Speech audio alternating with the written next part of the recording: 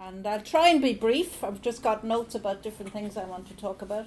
And it's a real honour to be here with the Green Party because I have great admiration for what the Green Party does. I'm a plant ecologist by training, and that's what I did. I taught plant ecology in the university until I chucked the job earlier than I needed to.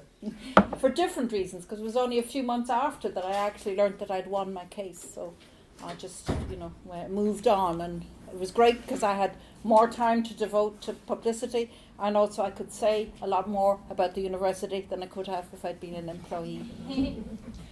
I suppose just a little brief thing too, that the reason perhaps I took the case, well, there were lots of reasons. I could see that there was a gender imbalance, and I could see that I had applied 4 times for promotion and twice been deemed suitable but not ranked high enough.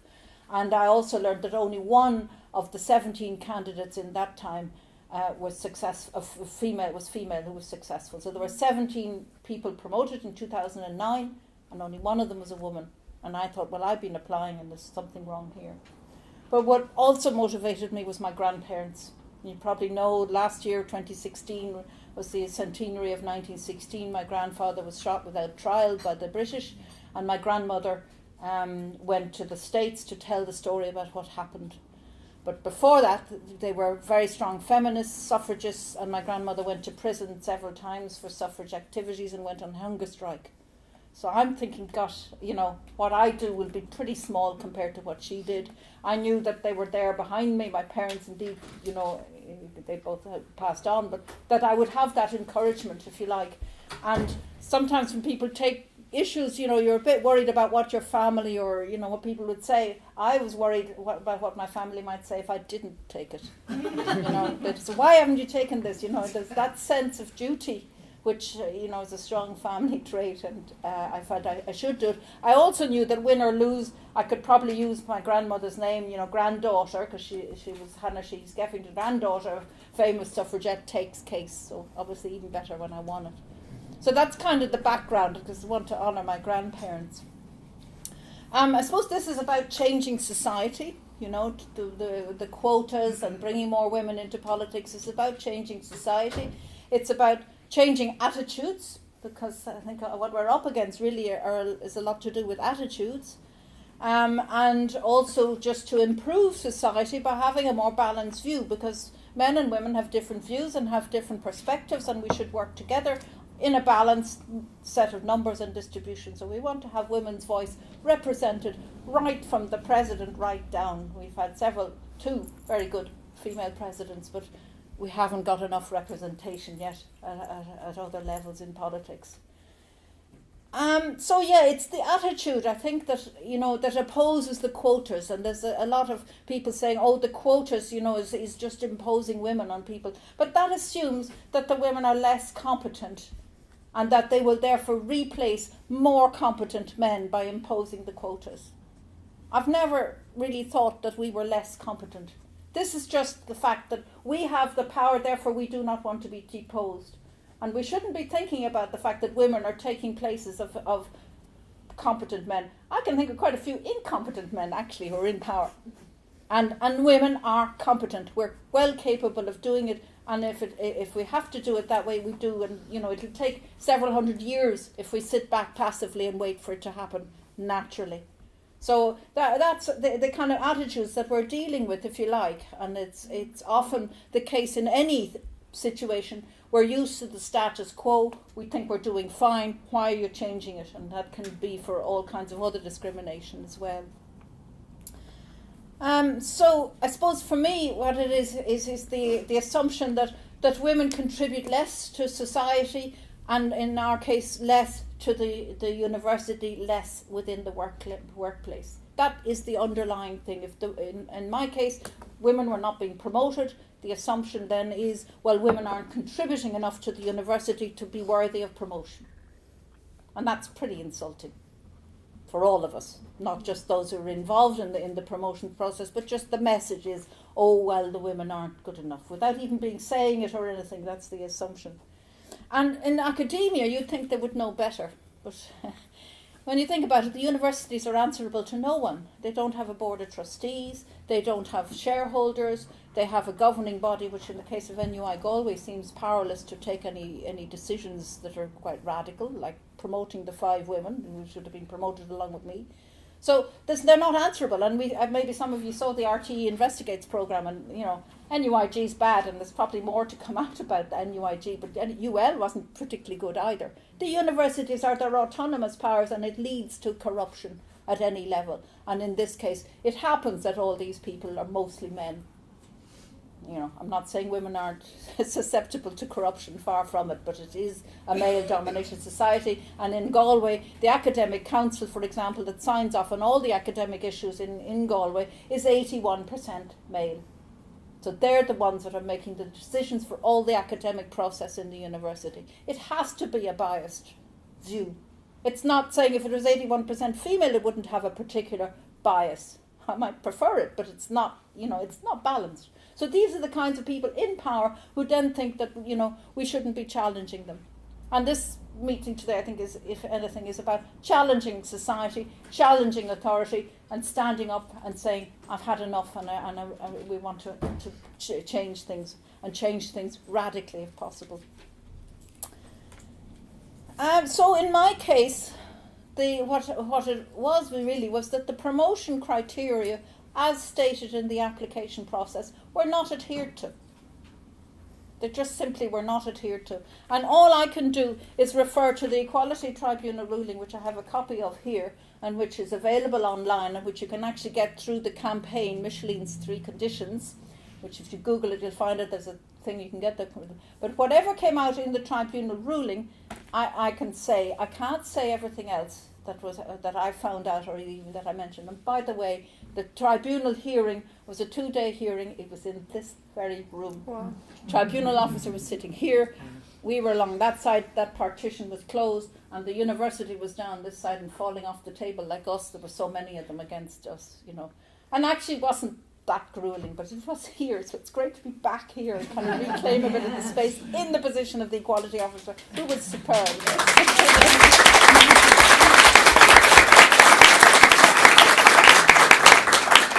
But as I say, the tribunal officer says that there was the criteria. It's all very well to select for certain people, but you must state that in the criteria. And effectively, they were selecting for a particular type of person, and that happened to be predominantly male, as in 16 men and 1 woman. And the other thing I found out, by the way, is those 16 men comprised 50% of the male candidates. So 32 men applied, 16 were promoted. 15 women applied, and 1 was promoted. And if you do your maths, that's less than 7%. So 50% of the men were promoted, less than 7% of the women were promoted. So the rate of promotion of women was much, much lower. So it's not for want of candidates. Okay, there were less candidates, but far less proportionately were promoted. And it was the same in the previous rounds of promotion as well, though this was the most extreme. So the criteria, then, what the result and what is mentioned, and the university to this day, well, I haven't checked today, but I checked about a month ago, online has misinformation about my trial and says, what else did the tribunal ruling say? And it produces a list of things that the officer couldn't uphold, but fails to mention the 12 points that were in my favour, and that mentioned no less than 7 men against whom I compared more favourably. So that's not there. So there were 3 of the successful men who did not meet the teaching guidelines. There were 3 guidelines which we were given to, which we would have thought would be something that you might need to follow before you might consider being promoted. 3 of them hadn't even met the guidelines and were given more marks than me for teaching. And I have read all the application forms, and I know that the women also had met the guidelines, and they should be promoted. There were 3 other men who scored better than me for less contribution to society. And she singles out the fact that I was on the Heritage Council, which was a statutory body appointed by the minister. I was there for 5 years. I was chaired the Wildlife Committee. And someone else, who was admittedly the chair by the time he was on it, had only been there for three months, not 5 years. And yet he got more marks than I did. And some of the other candidates also got more marks than me. So that was a case of applying criteria differently to different people. And effectively, I think some of it is, again, an underlying bias. Oh, she just sat on that and, but he was contributed, to the thing. So there was bias against it, and so that's 6 men. There was a 7th man who actually wasn't even eligible to apply. Didn't meet the fundamental criterion of being at the top of the salary, and that's also in here. Much more of this will come out in a public trial, because the tribunal was behind these closed doors. The High Court, which is all that so just to say, there were 5 other women who, like me, were not promoted, so 6 women, and they had promoted 16 men, and there were about 7 or 8 men who weren't promoted, all deemed suitable. I'm not talking about people who weren't shortlisted, we were all deemed suitable. And the 5 women decided that they would take the cases, but they had no recourse except to the High Court, because by the time I won, it was 2014, and we were talking about 2009. And there was a 6-month deadline for the Equality Tribunal, which I met, but obviously anybody coming at it after that couldn't go to the Equality Tribunal and couldn't even go to the Circuit Court. The statute of limitations meant the only recourse they had was the High Court. So that's not by choice, that is the only choice they have. And before they did that, they went and talked to the president, they talked to the university management, and the attitude was, you don't deserve promotion. Stonewalling completely. So it's not by choice that they're going to the High Court. And of course it's why I've offered the money I want, because it's going to cost a lot, and it takes an enormous amount emotionally to do that and take that on. And it's only because those 5 women are doing this that we're getting any change. And I think that's really important to bear in mind. It's ongoing. There's mediation at the moment. It's not finished. All I can surmise is that the university hasn't offered anything that the women could accept. They're willing to compromise, but they deserve the whole package, in fact, being promoted backdated to 2009. So any compromise has to be something that they're happy with. It's ongoing. But I've forgotten where I was going with that. The only change that is happening, the campaign that supports them is there because the women are taking the case. And the campaign has meant that the university has started to try and change things. It has appointed a new vice president for equality and diversity. And that in itself is window dressing. I've nothing against her personally, but it's a new job at a salary of 106 grand per annum, and they say they can't afford to promote the women. And so far there hasn't been a lot of change. They have set up a task force which had lots of recommendations. One of them was that there would be a cascade system in the promotion. So if you have 53% women at the college lecturer level, that 53% of those promoted would be women, which isn't asking a lot. But they're not even going to do that. They're going to do 40%, which is 1% more than they did the last time. God forbid they might promote, people at the expense of some of the men. Not exactly scintillating performance. But what little there is thanks to the fact there's a campaign, thanks to the fact that those women are taking the case. Because there'd be no campaign for just general issues, important as they are. The focus is on, why are you not doing anything? This is the most fundamental thing you should do, is make sure these women get their dessert. So I really think it's wonderful.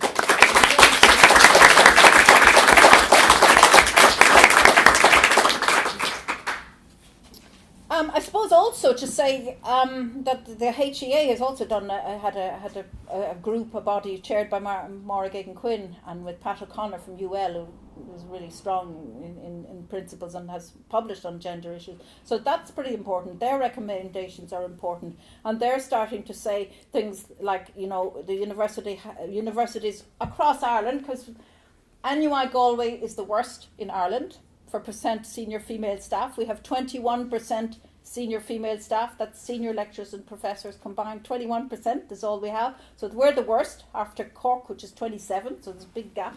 Ireland is second worst in the whole of Europe after Malta, which has 1 university. So we've a lot of mileage to go. And this is, as I say, in a progressive OECD country. So the HEA policies that they've devised, let's hope that they're implemented. And one of them is saying you cannot apply for funds unless you get the Athena Swan Award, which is for showing that you've done something. A bronze award is actually not that hard to get, from what I can see. You have to have policies in place to help women, give them equality. And NUIG Galway hasn't got one yet. So I would be very upset, I think, if they did get one, while they're still fighting 5 women at least, maybe more, in the courts for equality. And that, for me, would finish me with the Athena Swan. So that's just my view on it. So far, there's policy and not action. And I think that's really where we're at. As I say, the women, there's 4 of them in the High Court. One is pending in the Labour Court, and that's not been solved either. And I can't talk about any of the details. But one of the things I'm going to do this year, because as I mentioned, my grandmother went to the States and she filled Carnegie Hall on January the 6th, 1917. That's 100 years ago. And she did 18 months tour right across the States. She went right across, went up the New England and then right across Chicago and did Montana and San Francisco several times. She filled the Dreamland Auditorium, which had a capacity of 8,000. And they said even in the newspapers, which were reported in the broadsheets, they turned away hundreds, if not more, from the thing. So she was a sensation. And in John Devoy's words, and he is one of the prominent people in Friends of Irish Freedom who supported her entirely, because she was, remember, a young widow with her son, 7-year-old son, who was my father. They just went to the States on false passports because they had to give the slip to the British. And Friends of Irish Freedom supported them. And John Devoy said at the end that she'd done more real good for the cause of Ireland than all of the Irish orators and writers in the previous 25 years. Mm-hmm. And this is not known. She's well known as a suffragette. She's well known as a feminist. People don't know actually what she did in the States. So what I'd like to do is go back and try and follow her. I'm not going to spend 18 months, I'm going for 3 months. But I've actually got quite a few. I've got she spoke in 21 states. I've got about 10 lined up at different places in Irish American and women's studies groups. I've contacted NUIG alumni. I'll talk about the case, or whatever, my case anyway, and whatever updates I can at whatever opportunity I can, as well as talking about Hannah's story and my grandparents generally. And actually, just a little plug, we are fundraising this minute because we'd like to do a documentary, and for now we're just fundraising to get a small camera crew of 2 to come over for 2 separate weeks. So check out Indiegogo, Hannah and me passing on the flame. If you Google that, it should come out, because we actually need the money to get those 2 coming over. 20 days, is it that you were? No, we had 20 days, we've less than that now, so it'll be great. And the other thing is to check Facebook, because Hannah's US tour, if you put that in as one word, we're hoping to blog it. I'm not great on Facebook yet, but to put up stuff as we go around. I mean, the crew will go back after a week because we can't afford it, but I'll be going around trying to blog and do things like that. So to follow that and follow what's going on and what I'm saying to different people and that. So that'll be nice. And lastly, I'm on Twitter at Micheline SHSK. I suspect most of you have. There's been so much retweeting of today that I think you probably all we all know that. on that. So that's really what I have to say now. We can have more discussion about any aspects of this if you want. So thanks very much. So much.